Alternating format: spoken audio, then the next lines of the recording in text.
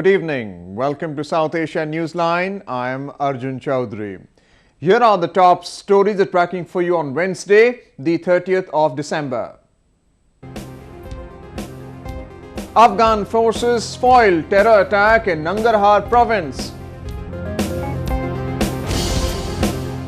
India successfully test fires Barak 8 missile.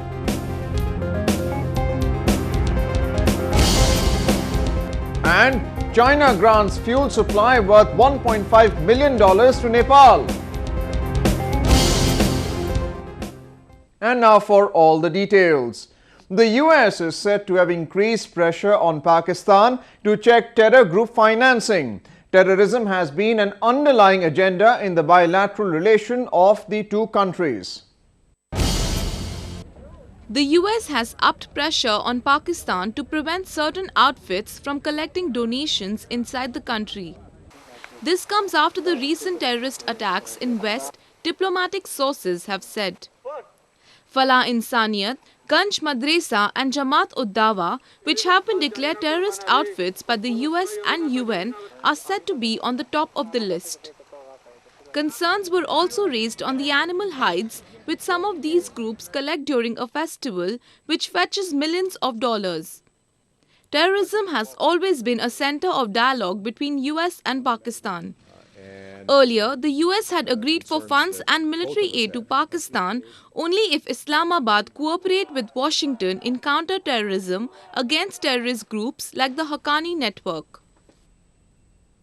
Pakistan on Tuesday accepted 120 deportees from Saudi Arabia after initially denying them entry at the Lahore airport for not having requisite documents. But it is not clear as to why Saudi Arabia deported the Pakistani citizens. The Federal Investigation Agency, or the FIA, is expected to take the deportees into custody. The Interior Ministry had recently revised its policy of refusing all deported migrants, especially from Europe, who could not prove their identity. Earlier this month, Pakistan authorities refused to accept 6 migrants after the FIA found that they had been illegally deported to Pakistan from the UK. A flight carrying around 50 deportees from Greece was also sent back. Pakistan Interior Minister Chaudhry Nisar had last month announced suspension of the readmission agreements with many countries because of its misuse. Moving on to neighboring Afghanistan. Afghan security forces have arrested 9 Taliban militants during a clash in Nazian district of eastern Nangarhar province of the country. No casualty has been reported by the security forces. The militants had planned to launch attacks on border police checkposts in Maru area, reports have claimed. However, these security forces prevented them. The forces have recovered weapons and heavy explosives from these militants. In recent times, Nangarhar province has become a stronghold of Taliban. In another incident, a US drone attack killed 2 Taliban militants in neighboring Laghman province. The US and NATO military commander have sought to keep as many US troops in Afghanistan as possible through 2016. This comes due to the deteriorating security situation in Afghanistan as Taliban gains ground in Helmand. Maintaining the current force of 9,800 US troops to train Afghan forces and conduct counter-terrorism raids is vital, the NATO and US military commander in Afghanistan, General John F. Campbell, has said. He also added that the scheduled reduction of the troops to 5,500 by January 1, 2017 should be put off as long as possible. This comes as the Taliban gains ground in southern Afghanistan, with many districts of the Helmand province falling to the militants. The beleaguered Afghan forces have been battling to fend off Taliban with inadequate supplies and weapons. Last week, the UK had deployed troops to assist government forces in the Helmand crisis. According to reports, the Taliban now controls, or at least have a sizable presence in roughly 30% of Afghanistan, the most since 2001 when Taliban regime was ousted. The Pentagon has earlier noted that Afghan security forces suffered 27% more casualties in 2015. The Pentagon is now said to be pushing to open Bagram airfield in Afghanistan beyond 2017 for the fear of continued destabilization. The Bagram base is a vital center of operations located 25 miles north of Kabul. 6 US Air Force men were killed in Taliban attack near the base last week.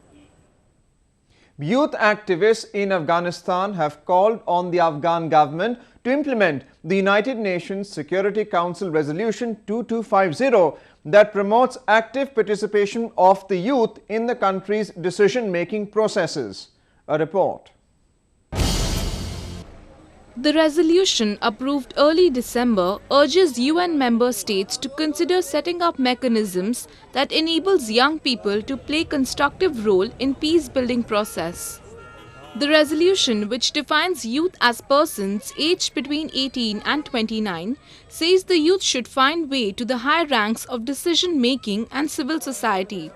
On Tuesday, the activists raised concern over the minimal representation in the governing process. According to them, lack of social consensus in society has been the main reason behind ineffectiveness of political efforts in peace and security. Afghan youth want a broader environment to work within and to be represented in different government organizations at the level of policy and decision-making, said Khatera Ehsani, an activist for peace. Afghanistan has been facing the challenge of mass exodus as it struggles to emerge from war with insurgents and build a self-sustaining economy. A wave of young Afghans are preparing to leave their homeland in search of better lives, which could cause long-term damage to the war-ravaged country. Deputy Chief of Youth Affairs at the Ministry of Information and Culture, Kamal Sadat, has called on UN member states to help Afghan youths in order to secure a more effective role in their society. Meanwhile, India successfully conducted the maiden firing of its newly developed long-range Barak 8 surface-to-air missile or LRSAM. It is considered to be a significant milestone in enhancing India's anti-air warfare capability. The firing was undertaken on the western seaboard by India's largest indigenously built warship, INS Kolkata, wherein the missile successfully intercepted an aerial target at extended ranges. Barak is considered to be a major asset for the Indian Navy, as it has the ability to intercept and destroy any anti-ship missile. The system was jointly developed by India's Defence Research and Development Organization and Israel Aerospace Industries Limited. Moving on, protests against the death sentences issued by a Thai court to 2 Myanmar men convicted of murdering 2 British tourists have been growing in Yangon.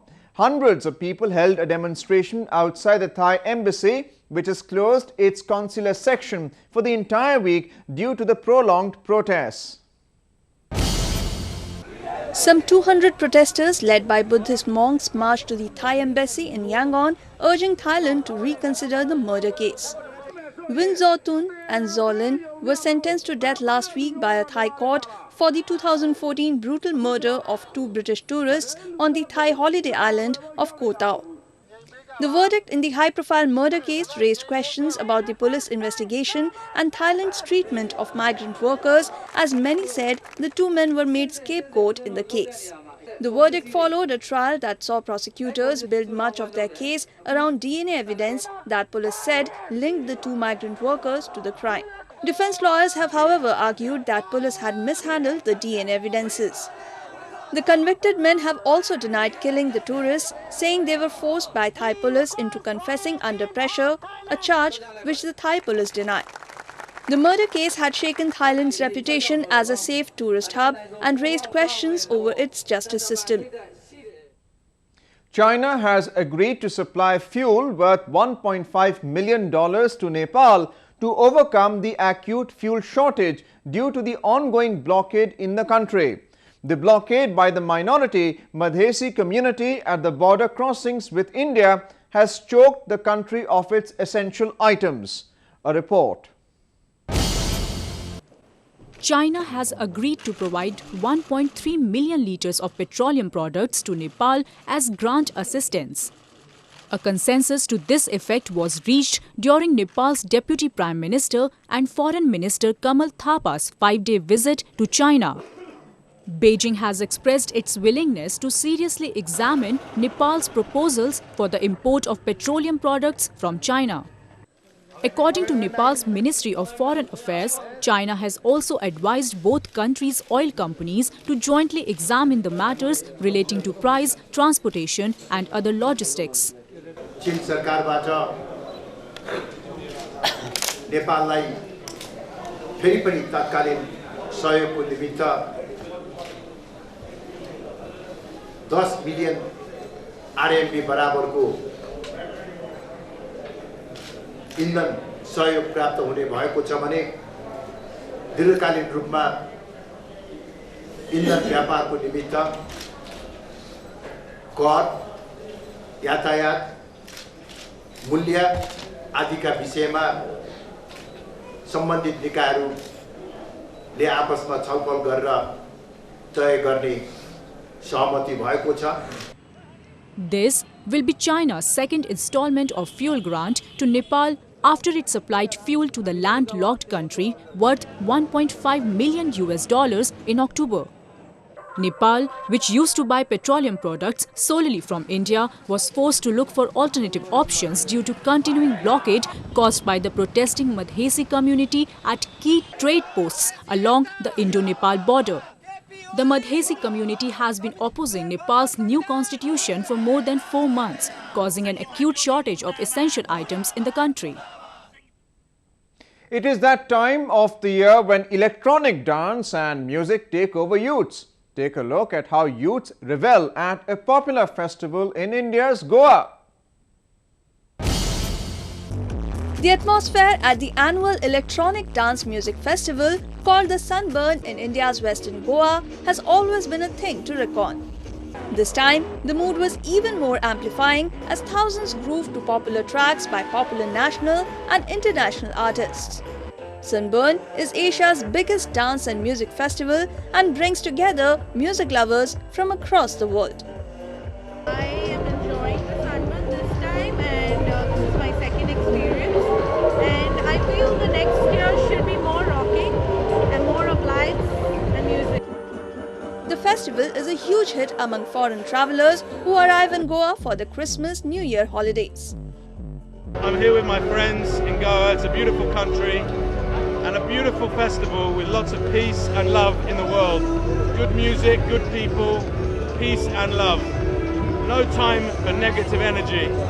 Peace and love and happiness. The Sunburn is a perfect place to set up festive mood ahead of the new year with its high-octane fusion of space and sound.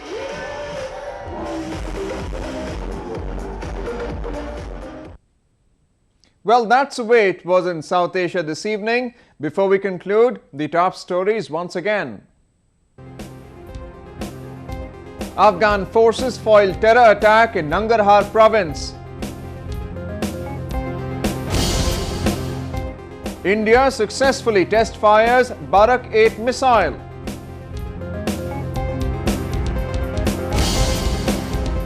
And China grants fuel supply worth $1.5 million to Nepal.